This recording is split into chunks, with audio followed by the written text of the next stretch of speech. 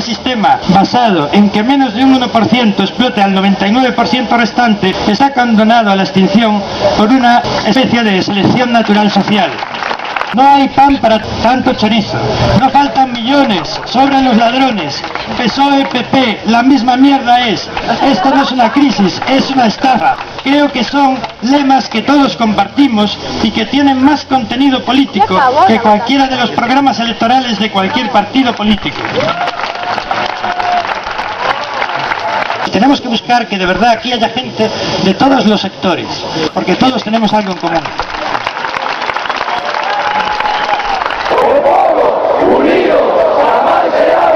¿Te indigna que gobiernen los mercados y no los políticos que elegimos? Sabes que la crisis es una estafa, pero no muy bien cómo funciona, porque cuando oyes cifras de miles de millones te pierdes. Para pensar en soluciones es importante comprender los problemas. Las altas esferas están muy preocupadas, saben que una verdad es como un virus que se extiende a la velocidad de la luz. Este vídeo está dirigido a ti para tratar de divulgar esa verdad de forma rápida, sencilla y comprensible para todos.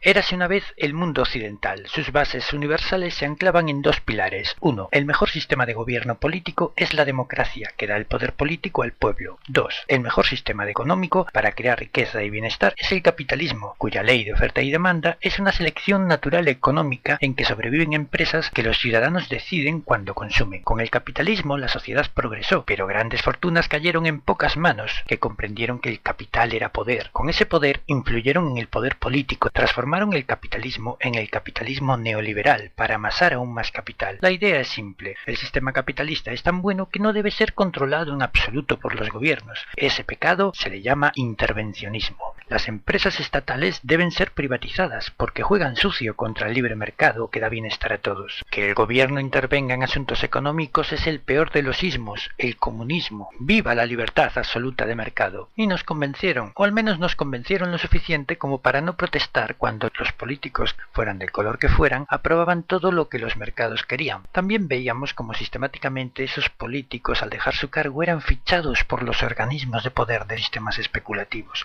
con sueldos astronómicos. El último ejemplo hace unos días, Pedro Solbes. Consecuencias de que lo hayan conseguido: una acumulación de capital estremecedora en manos de muy pocos, que amenaza el poder político de los países produciendo ataques coordinados destinados a que se aprueben las leyes que desean. Aunque hay mucho oscurantismo, os voy a dar un dato escalofriante sacado de la prensa económica. El 30 de junio de 2010 publicaban el informe anual de Merrill Lynch. Para finales de junio tendremos el de este año. Merrill Lynch es uno de los grandes grupos especuladores que tuvo que ser rescatado con más de 40.000 millones desde el erario público. El informe recoge los datos de las personas que en el 2009, en plena crisis, tenían, excluyendo su vivienda y sus bienes de consumo, que no serán pocos, unos activos mínimos de inversión de $1 millón.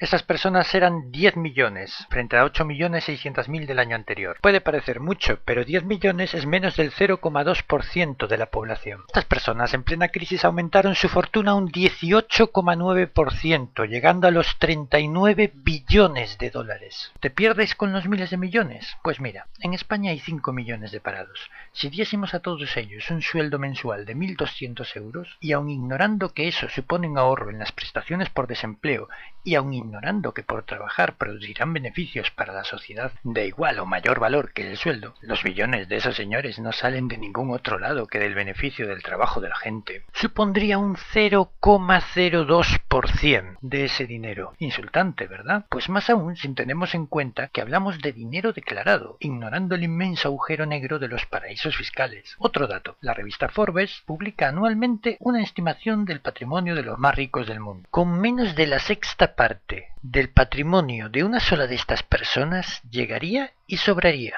Esta crisis no es ni productiva ni energética, es una crisis financiera. Los grandes capitales no financian porque no ganan lo que quieren ganar, habiendo ganado en 2009 un 18,9%, y piden, más bien exigen, rescates, porque ese intervencionismo sí es bueno, no pecado, rescates que gastan como quieren, sin rendir cuentas a nadie, dejando a los estados endeudados y coaccionando luego con no financiar su deuda pública, salvo que tomen las medidas políticas que exigen, porque ellos sí rinden cuentas a los estados, dictándoles qué derechos debemos tener los ciudadanos. ¿Quién tiene en esta situación el poder político? Esos 39 billones de dólares de ese 0,16% de la población es torno al triple del Producto Interior Bruto de toda Europa junta o de los Estados Unidos. Joseph Stiglitz, premio Nobel de Economía en el 2001, dijo: cuando una nación está en crisis, el Fondo Monetario Internacional toma ventaja y exprime la última gota de sangre. Prenden fuego hasta que finalmente la caldera explota. Han condenado a pueblos a la muerte. No les preocupa si la gente vive o muere. Las políticas socavan la democracia. El problema está claro. Ahora vamos a la segunda parte. ¿Cómo consigue el poder especulativo aprovecharse del capitalismo neoliberal para dominar cada vez más el mundo? Neoliberal suena muy bien. Neo nuevo, liberal, libertad. Sin embargo, lo único que significa es que tienen libertad para hacer todo lo que quieran, por antiético e inmoral que sea, como vamos a ver. Creo que la forma más fácil de entenderlo es que pongamos un sencillo ejemplo, que sirve para cualquier sector económico: vivienda, farmacéuticas, hoteles, seguros, medios de comunicación, alimentación, etc. Imaginemos un sector de mercado en que los grandes movimientos especuladores aún no han entrado. Este mercado se lo reparte en tres grandes empresas: Rohin, Celestion y Verdosa. Es un mercado estable. Las tres empresas tienen beneficios y llevan teniéndolos décadas. Producen un producto demandado por la sociedad que es rentable fabricar. A modo de ejemplo, veamos los datos de Rohin. 100.000 empleados que con vacaciones e impuestos tienen un salario medio de 2.500 euros al mes, lo que le supone a la empresa 3.000 millones de euros al año. 1.000 directivos con un salario medio de 20.000 euros al mes suponen 240 millones. El resto de gastos, 760 millones. Sumado todo da 4.000 millones de euros en gastos, y como tienen unos ingresos de venta de 4.500 millones, tienen un beneficio de 500 millones de euros, que va sobre todo en reparto de dividendos para sus accionistas. Tienen una cuota de mercado del 20% y una cuota real del 25%. Esto es porque venden productos más baratos que los demás, y al vender más cantidad de productos tienen una cuota del mercado total en euros menor. Veamos las tres empresas. Dan trabajo a más de medio millón de personas, entre empleados y directivos, pero tienen tres políticas diferentes. Celestion crea el producto más caro, es la que menos paga a sus trabajadores y la que más paga a sus directivos, además de que es la que porcentualmente tiene más directivos. Verdosa es la que mejor paga a sus trabajadores y la que peor paga a sus directivos. Sus precios son ligeramente superiores a los de Rohin, pero claramente más baratos que los de Celestion. Y de Rohin ya hemos hablado: salarios intermedios y el producto más barato del mercado. Tendrá sus partes mejorables, pero es el sistema capitalista de toda la vida funcionando con su rivalidad del libre mercado. Pero ahora llego yo, especulador de un gran fondo de inversión con todo el dinero que quiero detrás, que me permitiría comprar las tres empresas sin problema ninguno, pero no lo voy a hacer. ¿Para qué? Teniendo un montón de políticas neoliberales que me permiten aún ganar más dinero comprándolas. Y eso es lo que voy a hacer. A un especulador novato podría parecerle que la mejor inversión es Celestion, porque reparte más dividendos. Sin embargo, los especuladores que sabemos de qué va esto, sabemos que especular es adelantarse al futuro. Yo tengo el capital y decido cuál será el futuro. En Celestion parecen compartir mi religión. Salarios bajos al vulgo, buenos sueldos a los directivos, tirando de los precios del mercado hacia arriba. No es mi rival. Además, sus acciones son las más cotizadas en este momento. Verdosa, sin embargo,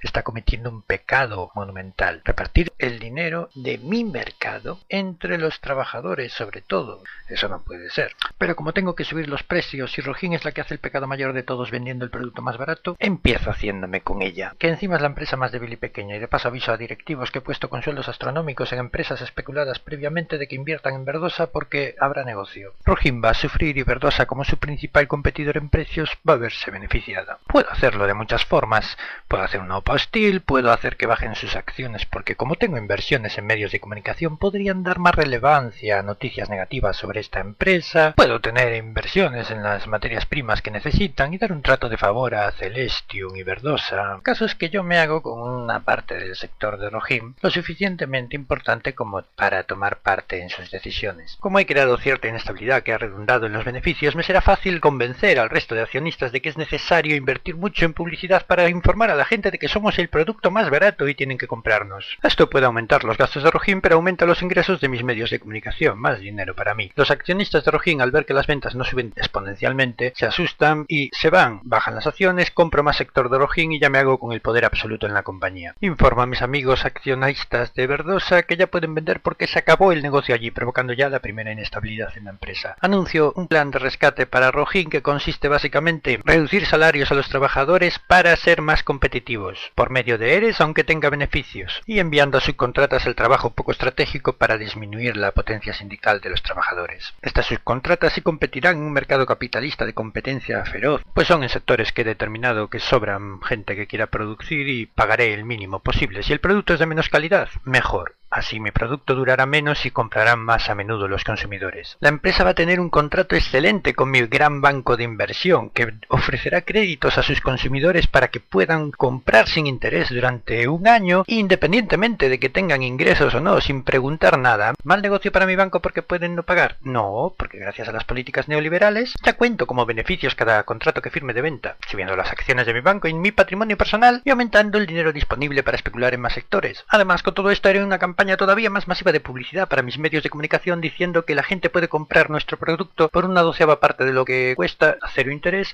y que quien no lo tiene es tonto del culo. Además, lo de cero interés es muy relativo porque estoy subiendo el precio de venta enmascarado en el crédito. Mientras unos ilusos compiten porque la gente gaste lo que tiene en su producto, yo compito porque la gente gaste lo que tiene y lo que tendrá o no tendrá en el mío. Amplío más mi cuota de mercado creando una situación imposible en Verdosa que aprovecho para utilizar la palabra mágica: fusión.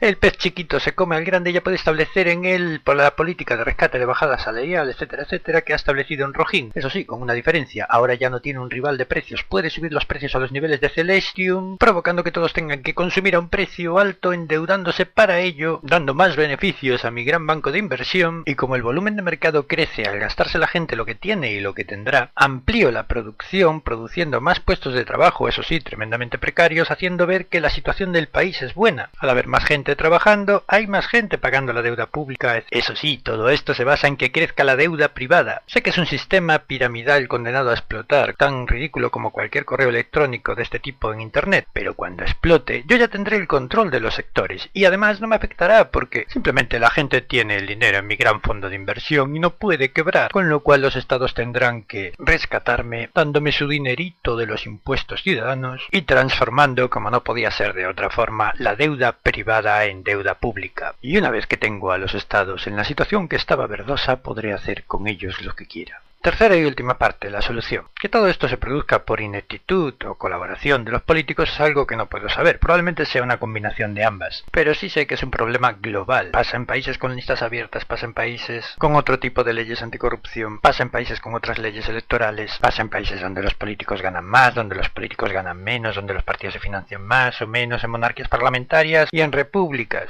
El problema es que el sistema capitalista neoliberal está metiendo sus garras en el sistema democrático y no los hemos votado. Es un sistema económico hackeado por los grandes capitales, que pueden multiplicar ese capital para conseguir poder político, como un monopolio en el que solo pueden poner casas ellos, y el resto estamos condenados a pasear por él, pagando cuando caigamos en sus cada vez más numerosas casillas. La solución debería de pasar por deshacer este hackeo, pasando un buen antivirus sin cargarnos el sistema operativo, lo que no beneficiaría a nadie. Combatir puntualmente las leyes neoliberales lo veo ineficaz, porque aunque lo consigamos, a los 2 días pueden crear leyes paralelas que les permitan hacer prácticamente lo mismo. Uno de los temas más sugeridos es la nacionalización, pero una excesiva acumulación de poder por parte de los estados también se han demostrado que puede ser contraproducente para la sociedad. Mucha gente no la apoyaría. En este sentido, con conseguir que, por ejemplo, no se privaticen loterías del Estado o AENA, dando al sector privado el poder de decidir vía tasas cuánta gente viene o no a España siendo un motor económico del turismo, sería ya un gran logro. La solución debería de ser crear un mecanismo como las sociedades limitadas, sociedades anónimas, que conviva con ellas. No consiste en quitar nada, simplemente que por ley estas empresas tengan que dedicar sus beneficios a la generación de otras empresas y con ello empleo. Las empresas serían privadas porque sus propietarios serían privados, la sociedad, grandes grupos de personas, y de esta forma el capital privado, por mucho capital que tenga, con que solo haya una persona que no quiera vender, no podrán hacerse con ellas y transformarlas en una empresa especulativa. La creación de estas empresas en los mercados especulados con precios pactados, como los libros de texto, supondría una inversión ridícula y obtendría rápidamente beneficios para la creación de nuevas empresas, además de hacer bajar los precios del mercado para que no tengamos que gastarnos 1.000 millones de euros, ya sea subvencionados por el Estado o nosotros mismos, en unos libros cada cada vez más recortables para que no puedan ser reutilizados y que se venden a un precio como si estuvieran impresos en papel de oro. Porque los que creen que podemos elegir ahora están equivocados. Por ejemplo, no puedes comprar en una empresa española pensando que los beneficios van a ir a España porque los inversores pueden estar en Honolulu. La mayoría del dinero invertido en las bolsas españolas es de origen extranjero y la información del consumidor sobre las políticas laborales de la empresa, etcétera, es prácticamente nula. Estas empresas, al tener por ley una forma de funcionamiento clara, garantizarían al consumidor qué tipo de empresas son. Sin información no hay posibilidad de elección. Estas empresas serían del capitalismo un sistema económico democrático de libre mercado destinado a crear riqueza y trabajo para la sociedad.